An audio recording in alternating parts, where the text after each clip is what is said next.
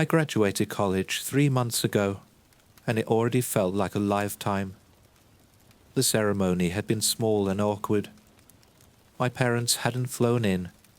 I stood there alone, clutching a piece of paper that had cost me nearly $70,000, wondering how it was supposed to fix anything. The degree was useless. Communications, some vague, frilly word that had sounded smart when I was 19 and sounded absolutely idiotic now. Every interview ended with a half apology about experience requirements or budget freezes. I finally landed something entry-level in the city, but the pay barely scratched minimum wage. I had enough in my checking account for a single tank of gas and maybe 2 decent meals.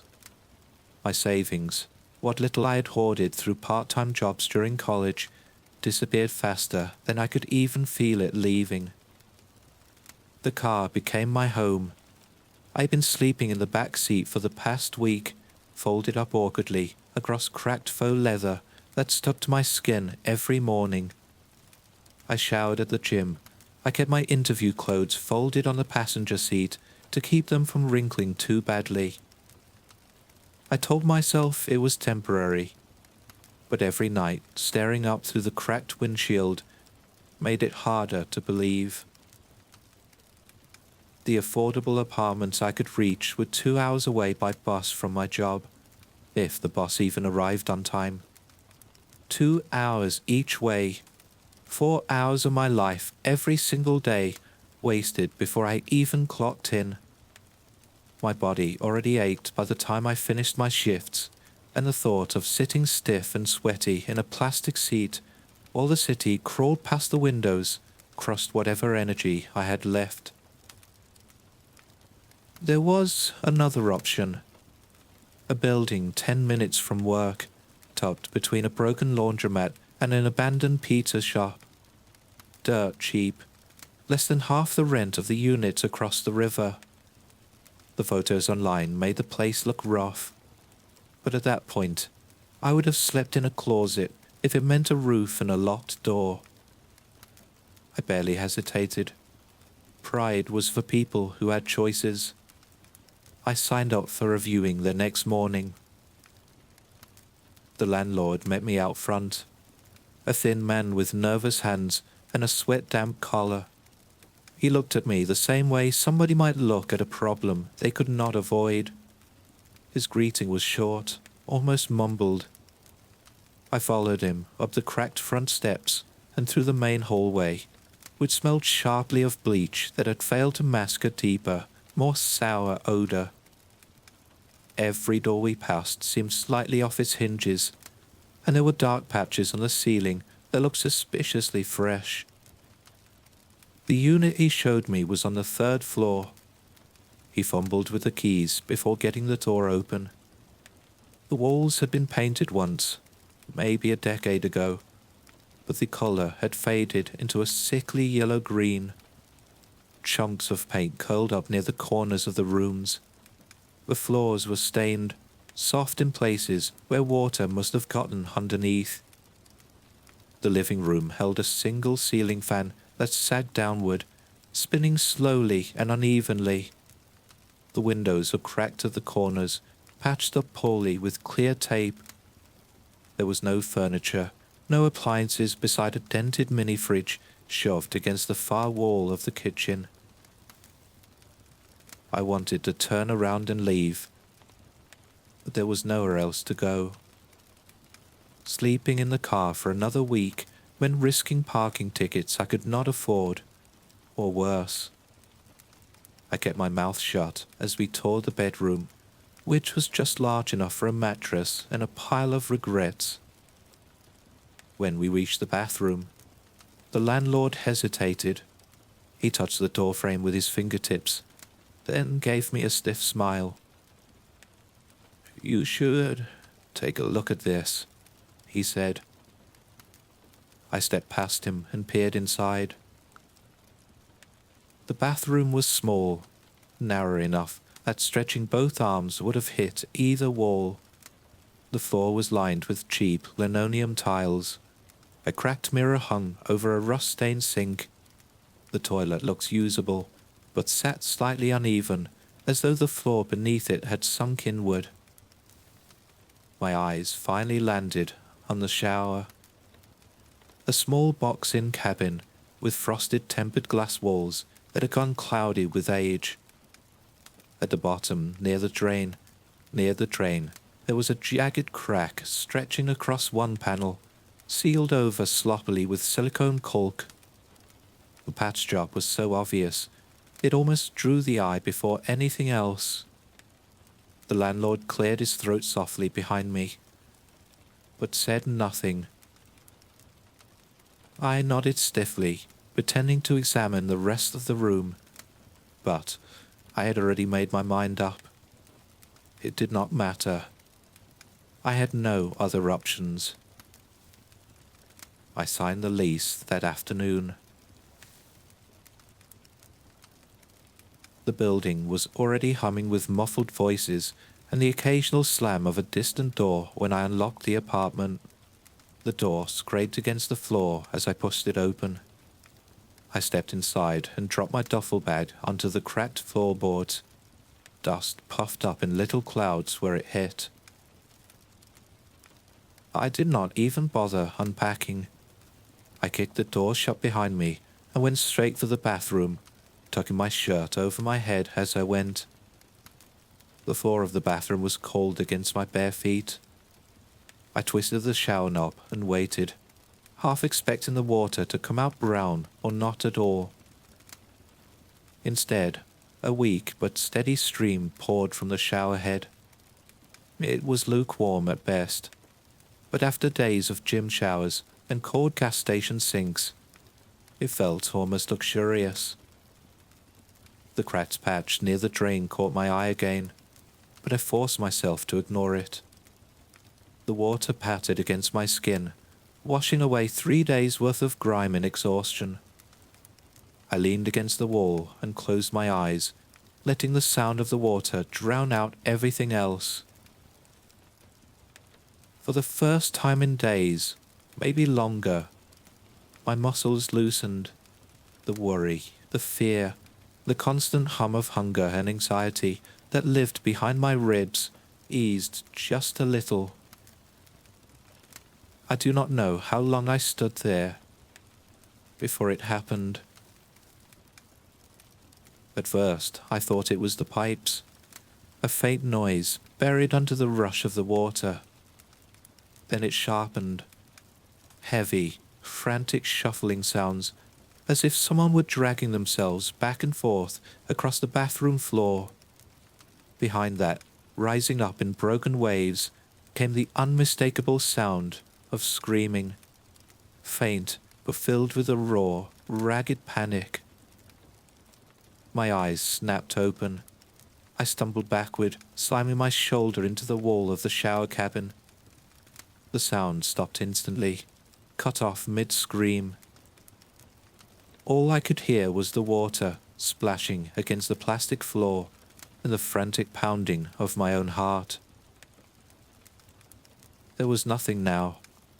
No shadow moving under the crack of the door, no handle rattling, no shape looming in the steamed-up mirror across the room as I'd feared. It took a full minute before I managed to breathe properly again. I wiped the water from my face and gave a short, humorless laugh. It had to be stress, sleep deprivation, maybe something I'd read online was playing tricks on my brain. I remembered a Reddit thread buried deep in a horror subreddit where people talked about hearing strange noises if they closed their eyes too long in the shower. Still, it made more sense than anything else. I finished rinsing off as quickly as I could. I dressed and crawled onto the bare mattress I dragged into the bedroom. The ceiling fan creaked and shuddered with every rotation. Sleep came slowly, weighed down by a knot of unease I could not shake loose. The next day at work was worse than anything that had come before. My boss, a red-faced man with a voice like a broken radio, found new ways to humiliate me. every mistake, every missed memo, every delayed email was met with a fresh round of public berating. I spent the whole day swallowing my words and smiling through clenched teeth. By the time my shift ended, I was barely upright. My feet ached, my spine felt as if it had been compressed into half its size. My head pounded with the dull pressure of a migraine creeping in. I needed a shower. I needed to scrub away the stink of the day before it soaked into my skin. My body moved on autopilot. I peeled off my work clothes, tossed them into a sad heap in the corner, and stepped into the bathroom. The shower groaned when I turned the knob. The lukewarm water drizzled out, and I stepped in, letting the spray hit my face and chest. I closed my eyes. The screaming hit almost immediately. It clawed at my ears, shuffling, heavy, dragging footsteps just beyond the shower door. Before I could even react, a loud thud echoed through the tiny bathroom. It was as loud as what I'd imagine a grenade going off is like. I jerked my head up, so burning into my eyes. Blinking against the sting, I saw my shampoo bottle lying on the floor of the cabin, spinning slightly as it leaked bright blue. My heart pounded. I wrenched the door open and stepped out into the bathroom, dripping water everywhere, searching for something, anything. I stood there for a long moment, breathing so hard my vision blurred around the edges. There had to be an explanation. So, I decided to check. I started with the apartment upstairs.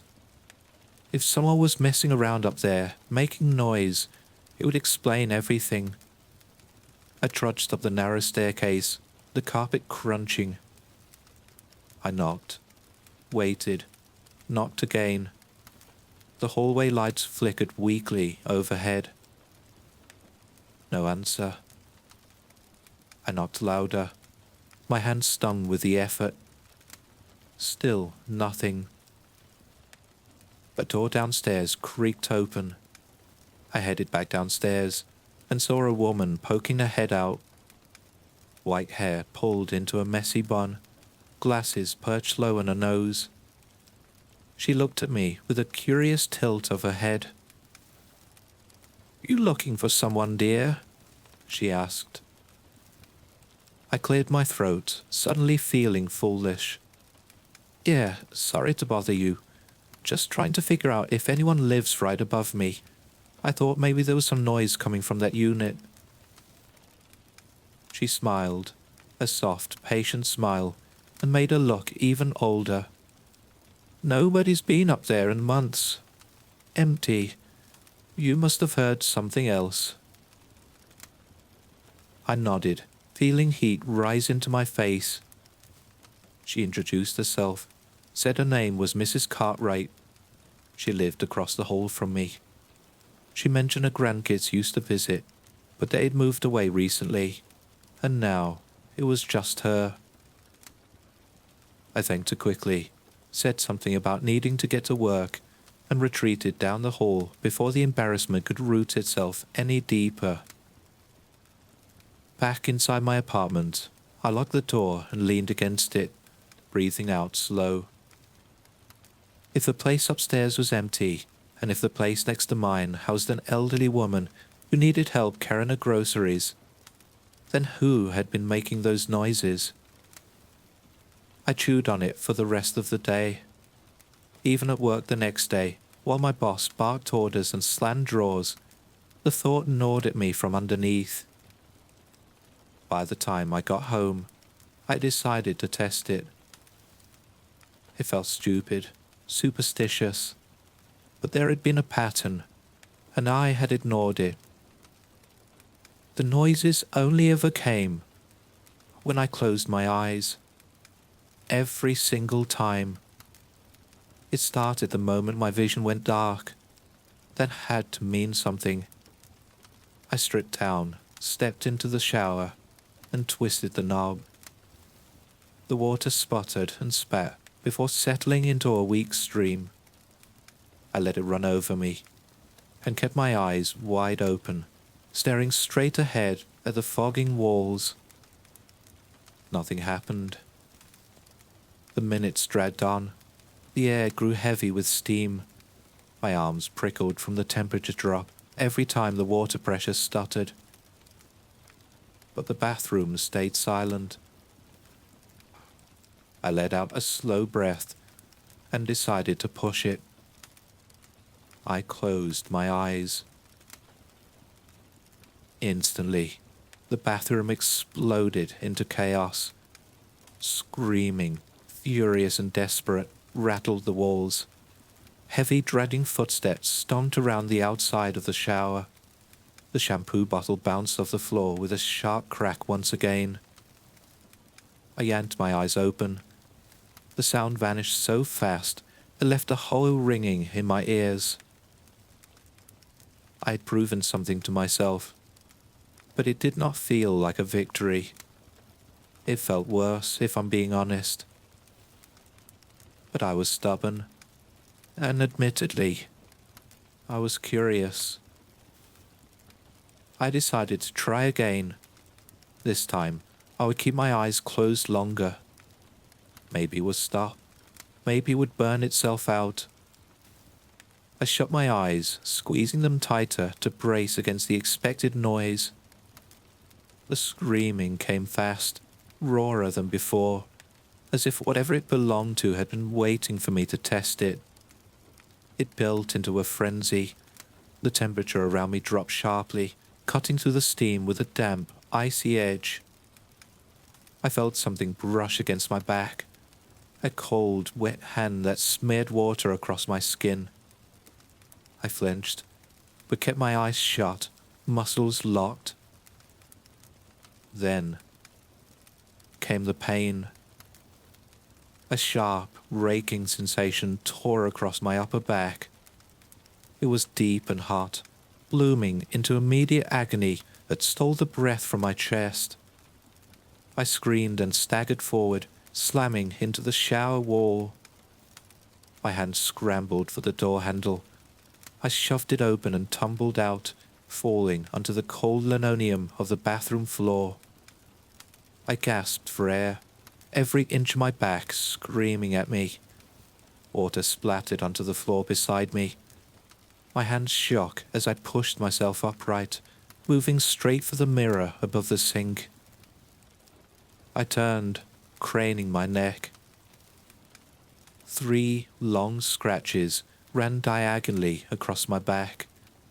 The skin was torn in uneven lines, angry and red, already starting to bead with a thin trail of blood.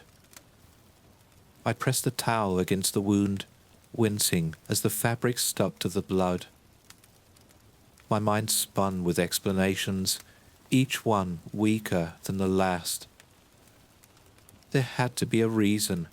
There had to be a way to understand it. Was the shower haunted? I hated using that word. I'd already started feeling like a lonesome Redditor screaming into a dead subreddit about ghosts. Yet I couldn't deny what was going on, not when I'd just been attacked physically. I did not sleep that night. Every time I closed my eyes, even for a second, I felt the memory of the scratches burn across my skin. Morning came slowly, bleeding through the cracked blinds in sickly strips of light. I got up, already dreading the day. I sat at the kitchen counter, if the battered slab of plywood could even be called that, and opened my banking app. I knew it would be bad. I had been ignoring the low balance alerts for days, pretending that if I did not see the number, it would not be real. $13.73. I stared at the screen until the numbers blurred. Rent was coming up. Food was becoming a luxury. Gas for the car was hanging on by a thread. There was no money for anything else, not even small indulgences. Forget moving out. I was trapped in a place that was clearly haunted. I pulled up a search bar and typed in "cost of exorcism." The results made me laugh. Short, brittle laughter that cracked and died in my throat. Hundreds of dollars for consultations alone, thousands for anything serious. Half the websites looked scammy, the other half looked worse. I slammed the laptop shut and rested my forehead against the counter. I could not leave. I could not fix this. I could barely afford to stay alive. The next few days blurred into something heavier than exhaustion. I went to work. I came home. I slept. I avoided the bathroom unless it was absolutely necessary. I stopped showering. At first, it was manageable. Deodorant, wet wipes, anything I could find to scrub away the worst of it. But as the days stretched on, the smell clung to me. It wrapped around my clothes, settled into my skin, buried itself into every inch of fabric and hair. I caught people at work wrinkling their noses when I passed. My boss started mentioning personal hygiene standards during meetings, staring pointedly at me when he spoke. I no longer had a gym membership. I thought I was going to be fine now that I had a place, but clearly I was wronged. And now with rent, I could no longer afford one. I felt it. I felt every minute. A sickly, oily grime that no amount of wiping could scrub away. It made my skin crawl. Still, the thought of stepping back into that shower, of closing my eyes even for a second while trapped in that narrow coffin, rooted me in place. I told myself I would figure something out, maybe find a cheap motel for a night, maybe find a public pool where I could sneak a rinse. One night, after another shift spent awake and fully miserable, I collapsed onto my mattress and opened my phone without thinking. A notification blinked at the top of the screen. A friend request. Her name jolted something in my chest. Allison. We had shared 2 classes during my second year of college. We had laughed over terrible group projects and late-night coffee runs. We had made promises to keep in touch after graduation.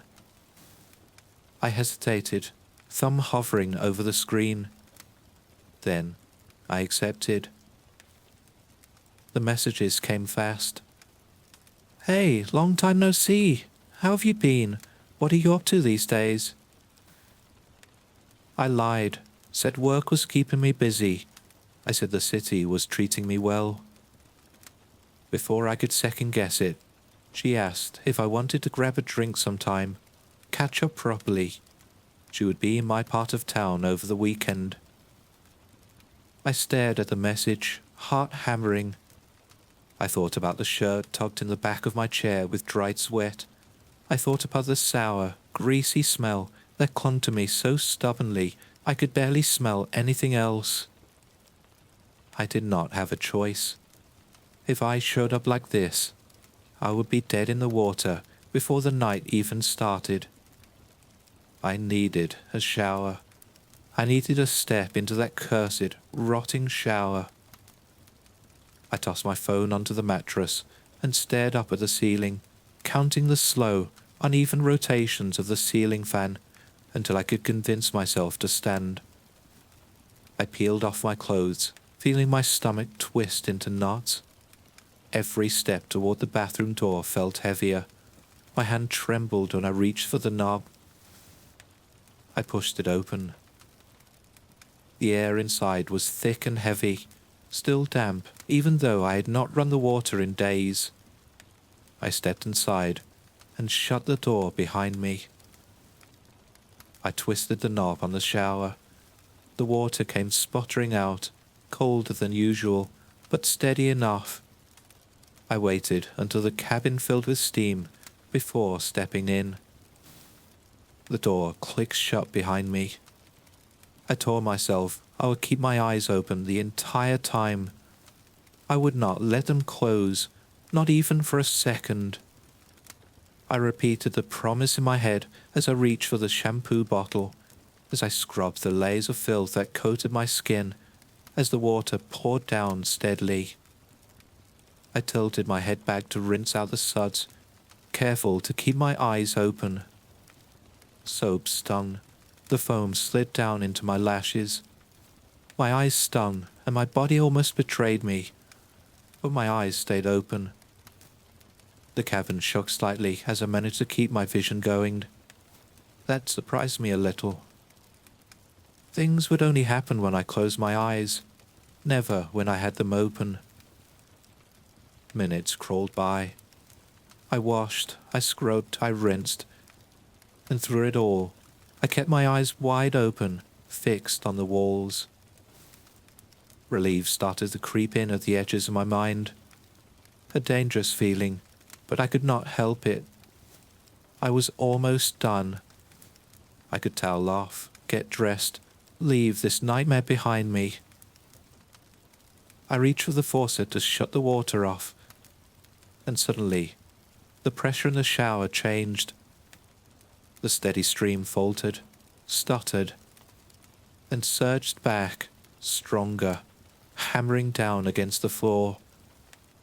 Something shifted in the air. The temperature dropped hard enough to suck the breath from my chest. A scream erupted from all around me. It sounded furious, and almost sad. The walls around the shower shuddered, vibrating so hard I thought they would tear themselves apart. Was this thing mad that I kept my eyes open the entire time? The floor underneath my feet jumped and twisted. Bottles shot off the shelves, slamming into walls and the floor with heavy, wet cracks. Something dense and heavy banged against the outside of the shower door over and over again, loud enough that the entire cabin shook under the force. Ice-cold water was getting into my eyes, blurring my vision. The drain beneath me gurgled, heaving upward instead of pulling the water down. Thick clumps of hair, long and matted, with something black and sticky, twisted free and floated up toward the surface. Small, jagged objects bobbed up alongside it. Teeth, tiny and cracked, some still speckled with dry blood. Something red rose in thick, slow bubbles, staining the water in wide pink streaks that swirled around my ankles. The cabin floor pitched under me, and I nearly slipped. I forced my fingers against my water-filled eyes and rubbed them hard enough that bright spots exploded across my vision. It hurt, but I managed to keep them peeled open. The world came back into focus. Pressed against the inside of the shower door, directly in front of my face, a palm flattened itself against the tempered glass. The skin pulsed faintly, as if breathing. There was no arm connected to it, just the pale, bloated hand flexing his fingers against the door. I fumbled backward until my spine hit the opposite wall of the cabin. The water kept pouring from the shower head above me, colder than ice now, soaking through to the bone. It stung across the half-healed scratches on my back and made my teeth chatter so violently I could hear them clacking. I reached for the knobs to shut the water off. My fingers slipped once, twice, 3 times, but I finally managed to twist them both shut. Nothing changed. The water kept blasting at full force, roaring against the cracked floor, splashing high enough that it sprayed over the doorframe. The drain only vomited more filth up into the small, confined space. Hair wrapped itself around my ankles, tightening with every shift of my weight. The water level was rising. It climbed past my ankles, up to my shins. The cold bit deeper with every inch. I grabbed the door handle and yanked. It did not budge. I pushed harder, using both hands now, throwing all my weight against it. The shower door groaned under the strain, but held. I slammed my shoulder against it once, twice, 3 times. Still nothing. Another handprint bloomed beside the first one. The fingers splayed wide across the surface, some longer than others, joints bent at strange angles. The prints pressed in, dimpling the plastic, as though something immense leaned on them from the other side. It was trying to trap me in here. I screamed, high and panicked, raw air tearing out of my throat. I punched the door, pain lancing up my arms as my fists met the unforgiving glass.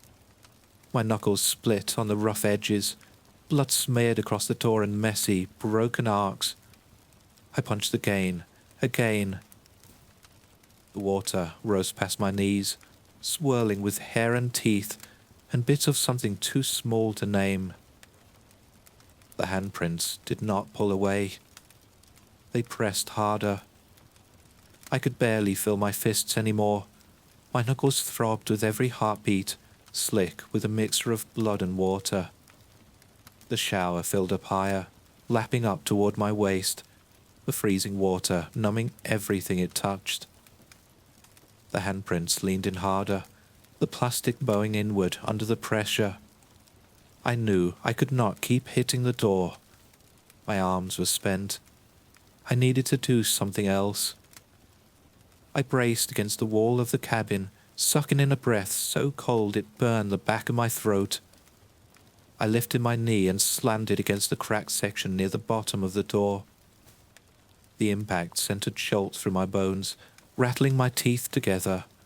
The crack widened, spider-webbing across the surface in jagged, uneven lines.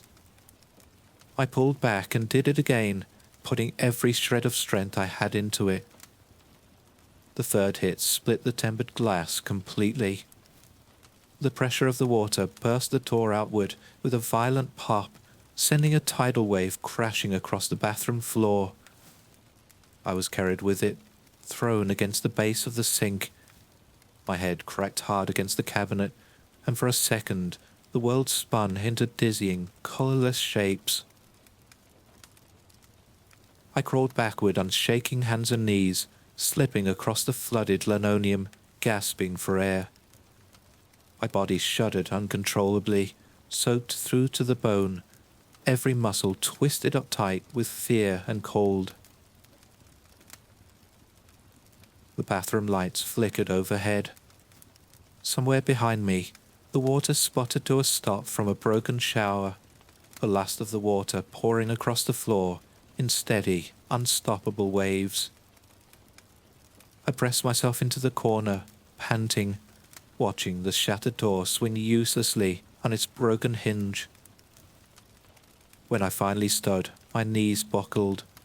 I grabbed the door frame for support and staggered into the main room, leaving a trail of wet footprints behind me.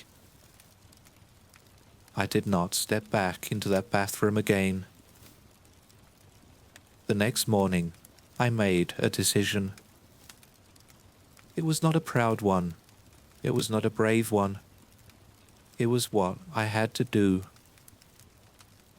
I knocked on Mrs. Cartwright's door, standing awkwardly in clothes that smelled faintly of panic. She answered quickly, a knitted shawl wrapped around her narrow shoulders. Her face softened when she saw me. I asked if she needed any help around the house. Grocery runs, heavy lifting, anything at all. I told her I would be happy to do it. I told her it was no trouble. She smiled, a real smile, the sort of smile that lit up her whole face, and said she could use a hand now and then. I mentioned, as casually as I could, that my shower was broken. I asked if she would mind letting me use hers once or twice a week until I could get it fixed. She agreed without hesitation. From then on, I spent as little time in my own bathroom as possible.